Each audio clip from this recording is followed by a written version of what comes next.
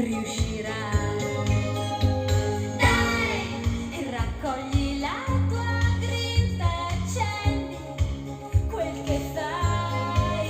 Vivrai dei giorni senza